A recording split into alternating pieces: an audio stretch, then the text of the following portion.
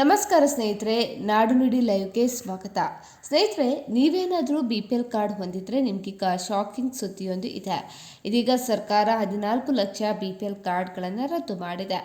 ಹಾಗಿದ್ರೆ ಇದಕ್ಕೆ ಕಾರಣ ಏನು? ವಿಡಿಯೋವನ್ನು ಕಂಪ್ಲೀಟ್ ಆಗಿ ವಾಚ್ ಮಾಡಿ. ಈಗಾಗಲೇ ಅನರ್ಹ BPL ಕಾರ್ಡ್ಗಳನ್ನು APL ಕಾರ್ಡ್ಗಳಾಗಿ ಪರಿವರ್ತನೆ ಮಾಡಲು ಸರ್ಕಾರ ಮುಂದಾಗಿದೆ. ಈಗ ರಾಜ್ಯ ಸರ್ಕಾರ ಬರೋಬ್ಬರಿ 14 ಲಕ್ಷ BPL ಕಾರ್ಡ್ಗಳನ್ನು APL ಕಾರ್ಡ್ ಆಗಿ ಪರಿವರ್ತನೆ ಮಾಡ್ತಾ ಇದೆ. ಇನ್ನು BPL ಕಾರ್ಡ್ಗಳ ವಿಚಾರದಲ್ಲಿ ರಾಜ್ಯ ಸರ್ಕಾರ ಕೆಲವೊಂದು ಮಾನದಂಡಗಳನ್ನು ಪ್ರಕಟ ಮಾಡಿತ್ತು.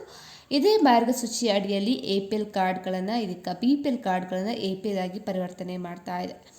ಒಂದು ವೇಳೆ APL ಕಾರ್ಡ್ಗಳಾಗಿ ಬದಲಾವಣೆ ಆದರೆ ಅವರು ಅನ್ನಭಾಗ್ಯ ಯೋಜನೆಯ ಅಡಿಯಲ್ಲಿ ಪಡಿತರ ಪಡೆಯುವ ಅವಕಾಶವನ್ನು ಕಳೆದುಕೊಳ್ತಾರೆ. ಸರ್ಕಾರವು ಇದೀಗ ಸುಮಾರು 13.87 ಲಕ್ಷದಿಂದ 15.12 ಲಕ್ಷ ಕಾರ್ಡ್ಗಳನ್ನು ಮರುಪರಿಶೀಲನೆಗೆ ಒಳಪಡಿಸಿದೆ.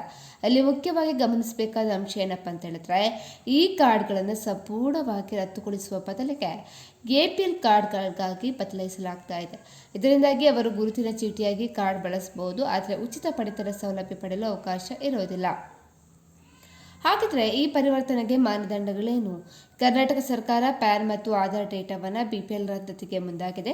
ಹಾಗಾದರೆ BPL ಕಾರ್ಡ್ ಹೊಂದಿರಲು ಬೇಕಾದ ಮಾನದಂಡಗಳು ಯಾವುದಪ್ಪ ಅಂತ ಹೇಳಿದರೆ, ವಾರ್ಷಿಕ ಆದಾಯ 1.2 ಲಕ್ಷಕ್ಕಿಂತ ಹೆಚ್ಚಿರುವ ಕುಟುಂಬಗಳು, ಅದೇ ರೀತಿ ತೆರಿಗೆ ಅಥವಾ GST ಪಾವತಿ ಮಾಡುವವರು, ಕುಟುಂಬದ ಸದಸ್ಯರು ಸರ್ಕಾರಿ ಅಥವಾ ಅರೆ ಸರ್ಕಾರಿ ಹುದ್ದೆಯಲ್ಲಿದ್ದಾರೆ. ಇನ್ನು 7.5 ಎಕರೆಗಿಂತ ಹೆಚ್ಚು ಒಣಭೂಮಿ ಅಥವಾ ಸ್ವಂತ ಬಳಕೆಗಾಗಿ 4 ಚಕ್ರದ ವಾಹನ ಹೊಂದಿದ್ರೆ ನಿಮ್ಮ ಕಾರ್ಡ್ ಕೂಡ APL ಆಗಿ ಪರಿವರ್ತನೆಗೊಳ್ಳಲಿದೆ. ಸ್ನೇಹಿತರೆ, ಈ ಬಗ್ಗೆ ನಿಮ್ಮ ಅನಿಸಿಕೆಯನ್ನು ಕಮೆಂಟ್ ಮಾಡಿ ತಿಳಿಸಿ. ಅದೇ ರೀತಿ ನಮ್ಮ ಚಾನಲನ್ನು ಕೂಡ ನೀವು ಸಬ್ಸ್ಕ್ರೈಬ್ ಮಾಡ್ಕೊಳ್ಳಿ.